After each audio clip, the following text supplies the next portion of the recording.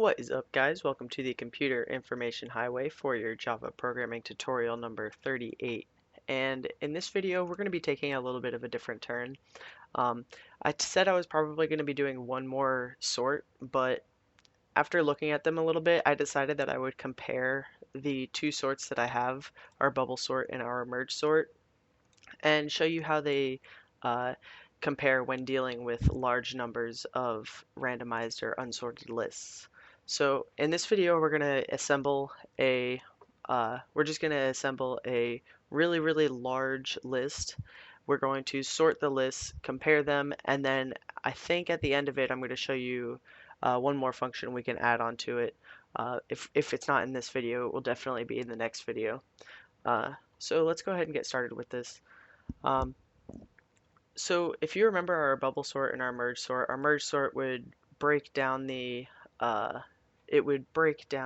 unsorted lists into really small sorted lists and then swap the two sorted lists or merge them back together in the correct order.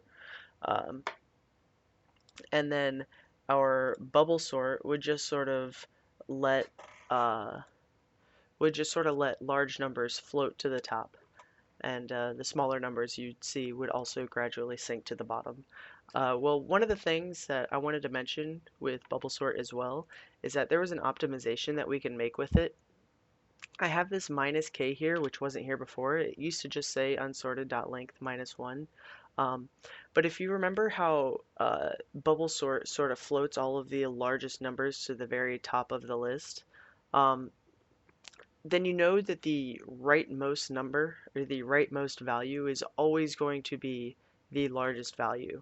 So there's no reason for us to loop through that second part all the way up to uh, the length, because we've already gone through k instances where a number has floated to the top. So if we were to do unsorted length minus k, uh, it's going to be taking off quite a few extra iterations that it would have to be checking, and it'll actually save quite a bit of time as well. So that was pretty much what was going on with the two sorts. So we're just going to go ahead and fill up a random array, which we're going to do right now. First of all, let's make a couple of variables, which we're going to create a scanner and we're going to create a random. So random r equals new random. We're going to go ahead and import that, and then we're going to do scanner in equals new scanner system.in. Oops. And we're also going to import that. And we're basically just going to figure out what kind of size we want, or how large we want the array to be. And then we're going to create an array. Let's call it unsorted again. Int unsorted equals new int. And we're going to put this at the size of size, because that's just how many numbers we're going to have in it. Then we're going to do for int I equals 0, I is less than size, I plus plus.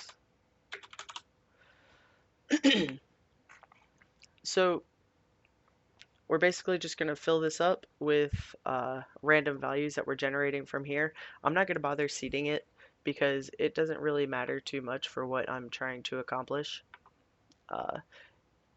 It's already going to be pseudo-randomly generated anyways. Even though we're going to be generating this, if you were to run this application more than once, it would generate the same numbers over and over again. I don't think it matters too much to show you how the sort works. So we're just going to set unsorted of I equal to r dot next int. And let's just make this, we're going to limit it to 0 to 1 million, just so that we don't get any numbers like smaller or larger than 0 or a million. And then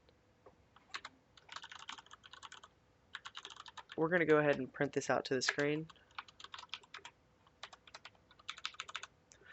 And we're going to make sure that it's properly filling it. I always like to do this to make sure that the array is getting filled okay. This checks that the value actually was stored properly, rather than just like storing this to another number. It's just what I like to do, whatever. Um, so yeah, so first I'm just gonna run this so I can show you that it's sorting the numbers out first, or it's generating these random numbers. So let's just say, let's start with 10. It's just generating 10 numbers between 0 and a million. If I were to run this again,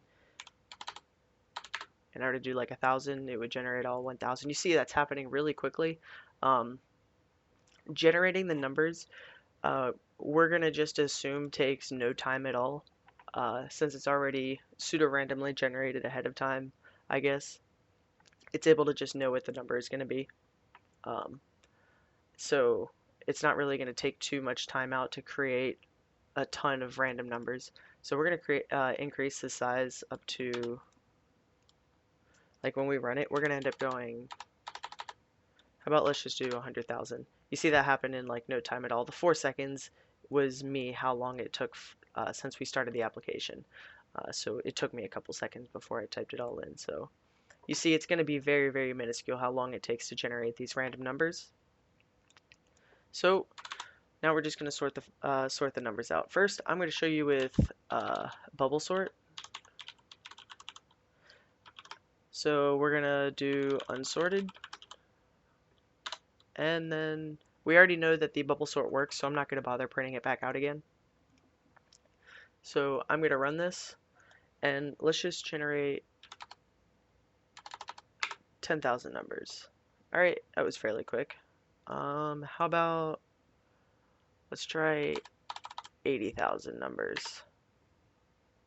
Alright, yes, you see it's actually taking some time now. 80,000 numbers would have taken like no time for the random number generator to make, but the bubble sort is going to be what's taking so long here. And you see 15 seconds, it's minus, of course, the time that it took me to type 80,000 in, but I don't think it was that much. So that took a fairly long time. It took quite a bit for it to sort those 80,000 inputs. So we're going to move on to the merge sort now. And it's going to take our list, our starting position, and it's going to take our ending position, which is just going to be the length minus 1. And we're going to get rid of this. So let's run this again. Let's try this at 10,000. It took no time. Let's try this at 80,000. It actually still took no time. Well, merge sort is obviously a lot faster than bubble sort. Let's see how long it actually takes for it to get pretty large numbers. Let's do about 150,000. Nope. Let's go up to 1,000,000. 10 million?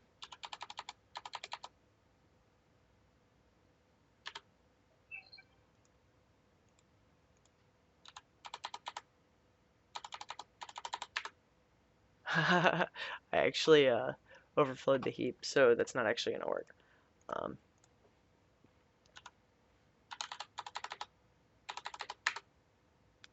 20 million it looks like is going to take a while. Finally. Okay, so 20 million numbers it was able to process and sort all at the same time. And I'm actually running out of time for this video, and my friends are messaging me, so I'm going to get back to you in the next video. And I'm not going to spoil what it is we're going to do, because we're actually going to have a use for having all of these sorted numbers, and you'll see what it is later. So I'll see you guys in the next video. If you like this video, go ahead and like the video and subscribe to my channel if you want. If you don't, not too big of a deal. I just appreciate it. Other than that, I will see you guys in the next video. Peace.